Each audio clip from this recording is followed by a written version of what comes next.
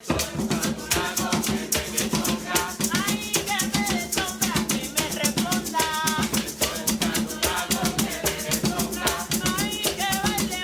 today's South Bronx Culture Trail, we'll discuss the origins of bomba y plena, percussion-driven musical traditions from Puerto Rico, when we speak with Dr. Drum, who's currently using his drumming skills to transmit medicinal vibrations. Meet Dr. Drum.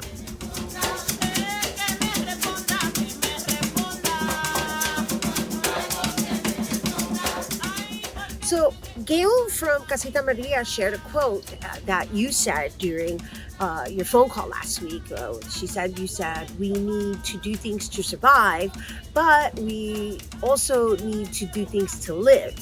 Can you elaborate on this? It's not enough just to survive. We have to also learn how to live.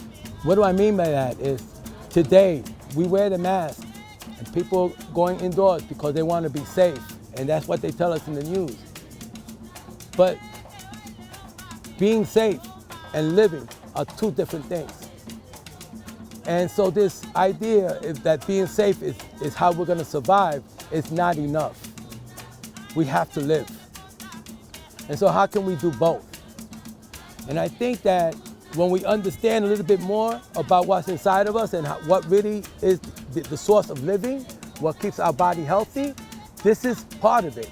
You cannot just say, be safe, and leave our art out of the narrative.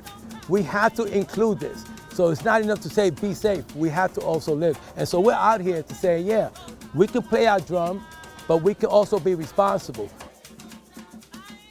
So is this why you're in the park today, playing bomba during this time of social distancing? This is Bomba Yo. We're a cultural agent for our music.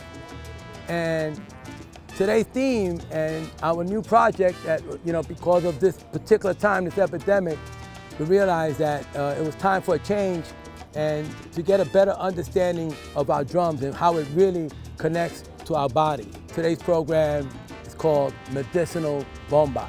So today's experience, without even, talking about it to the people, you could see the reaction and how the drum impacts the body.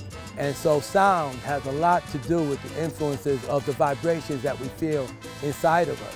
I've always thought that it's beautiful that you've chosen to continue moving forward the traditional bomba, which I happen to know originated in the 18th century by Afro-Puerto Rican agricultural laborers as a means of social gathering. But can you share more on the history of bomba and mostly what has your bomba journey been like?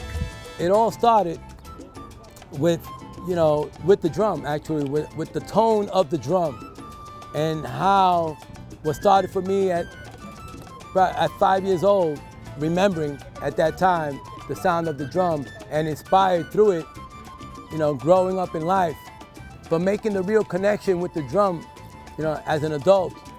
So it's a lot of years and trial and error that brought me to this point today, even now as we're here at Kilmer Park.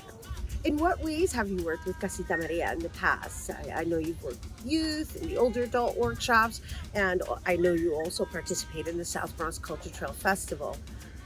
What's that been like for you? Hey, when I think about Casita Maria and we think about how, our first experience in making that connection, Bomba Yo and Casita Maria, we had something in common. And was that it was our community, the community that we serve. And, Bomba Yo, since 2006, we have been a cultural agent for Afro-Puerto Rican music, but not just in the sense of entertainment, but as a agent for the education and the history of our music, and how it, and how that was a real connection and an important narrative for our community members to understand better.